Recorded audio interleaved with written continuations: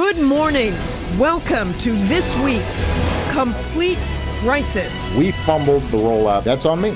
President Obama reeling over the disastrous start to his signature achievement. Can Obamacare be fixed? Can his presidency recover, or is this Obama's political Katrina? This morning, our special coverage of Presidency in Crisis, including a key senator who may have her own eyes on the White House, New York's Kirsten Gillibrand. Plus, ask not what your country can do for you. 50 years later, remembering JFK. All that and the Powerhouse Roundtable, right here this Sunday morning. From ABC News, This Week with George Stephanopoulos starts now. Hello again. I'm Martha Raddatz. Great to have you with us. If second terms are about building a legacy, this was an incredibly tough week for President Obama, who this morning is still facing withering attacks on his signature legislative achievement, health care reform. And most troubling for the White House, Democrats are joining in. We have full coverage of the president's very rough week. Let's begin at the White House, where Jonathan Karl has the very latest. Good morning, John. Good morning, Martha. President Obama has staked his legacy on the Affordable Care Act, but now the flawed rollout threatens to undermine the foundation of his second term. The president came before the cameras this week and fell on his sword. I do make apologies for not having executed better. We did fumble the ball on it. That's something I deeply regret. 6 weeks after the bungled rollout of healthcare.gov, the White House revealed that only 106,000 Americans have signed up for Obamacare, a scant 26,000 of those through the federal exchange. If you like your plan... And the president's repeated vow that Americans could keep their health care if they liked it, with millions getting cancellation notices, President Obama acknowledged a broken promise. There is no doubt that the way I put that forward unequivocally ended up not being accurate. But his proposed fix to allow people to keep their plans for one more year has only caused more confusion, with some states rejecting the plan as unworkable. Criticism of the White House has been relentless, from Republicans. This disastrous law was destined to fail from the start. And now even Democrats.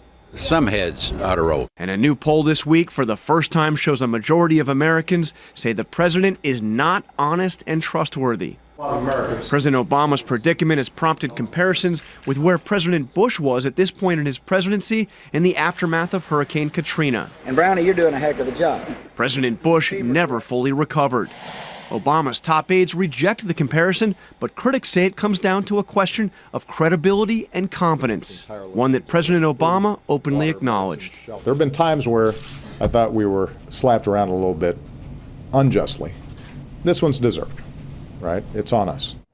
Republicans, of course, have voted over and over again to either repeal or change Obamacare. But this week we saw something different, Martha. 39 Democrats joined House Republicans in a measure that would fundamentally change the law, and they did that despite the fact that the president had issued a veto threat. Thanks, John. And stay right there. We're going to broaden our conversation with a pair of political gurus, David Plouffe, who advised President Obama and is now a contributor to ABC News. Welcome, David. Matthew Dowd, who is a top strategist on the George W. Bush campaign, and our chief business correspondent, Rebecca Jarvis, joins us from New York. I want to go back to you first, John. We heard Congressman Rahal say in your piece that heads ought to roll. Is that going to happen?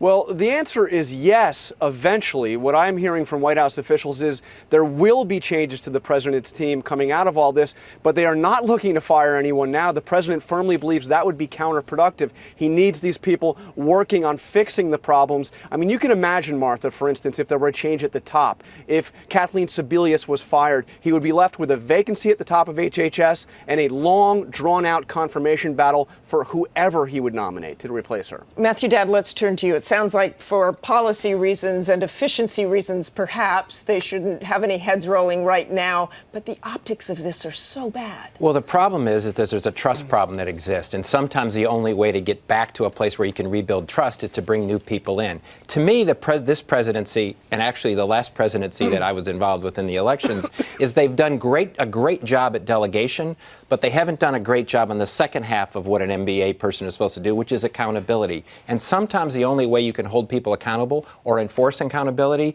is to bring new people in when things like happen like this, which finally happened, obviously, with Donald Rumsfeld when Secretary Gates came in. I think after a long time. I think at some point the president needs to demonstrate, yeah, I can delegate things, but I can also hold people accountable when things are messed up. David Plouffe, is that what you would do? Well, I think right now they're in triage, as Jonathan said. And so I think once the website gets fixed, and it will, then you have to step back and say, okay, what do I need to have confidence going forward that I can implement this law, not just in the coming months, but in the coming years? And I think that's the fundamental question is once you've stabilized, how do you give confidence to the American people and to the president himself that you have this under control going forward? Because this law is going to be with us, I think, forever. But certainly over the next 3 years of his presidency, we're going to have more people that need to be enrolled. You've got to implement this in a smart, effective way and regains people's trust that this is the right thing to do. So, John Carl, if heads aren't rolling, what will they do?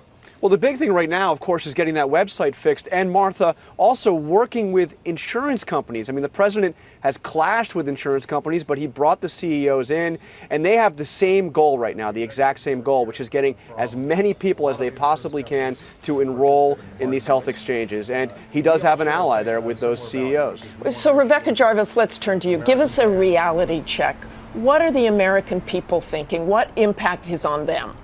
Well, the issue here, Martha, is who is signing up through the public exchanges and who is not. Right now, the numbers are skewing much older than the insurers and the government had anticipated. The average age with the number of insurers I'm talking to, 50 years old, when we were expecting people of the age of 40 to start signing up through these exchanges. Those who are younger are opting out, and that's a problem for the future years because ultimately, in order for this to work, and you heard it from John, the insurers need a pool of people that is both young and healthy, as well as the sick and the old. And ultimately, if next year you don't see young people signing up for the exchanges, and right now it doesn't look like they will be, then in 2015, that's when premiums start to go up because the insurers will say, we spent all of this money in 2014 to insure people, and we need to actually pass those costs along to the other people in the next year. So this gets right back to the competence question, David and Matthew.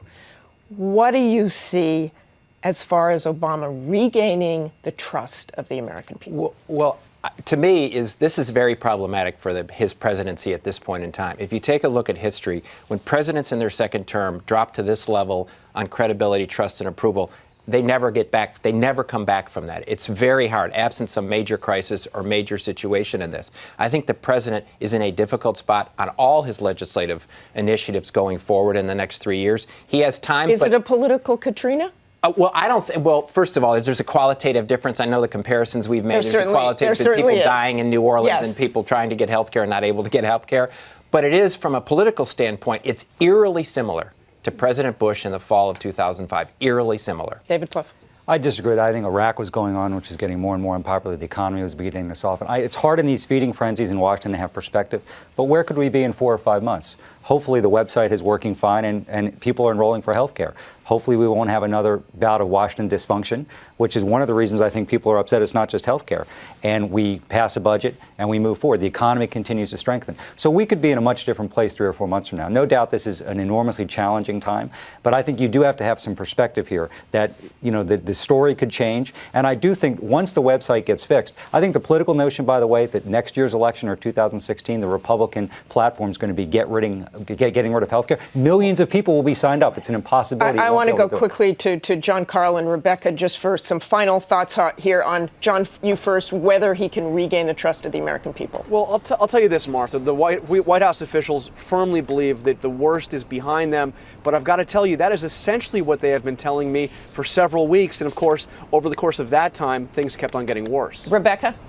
And from the standpoint of the people, the website has to work. And if premiums do go up in 2015, then there's even bigger problems. Thanks, everyone, for joining us.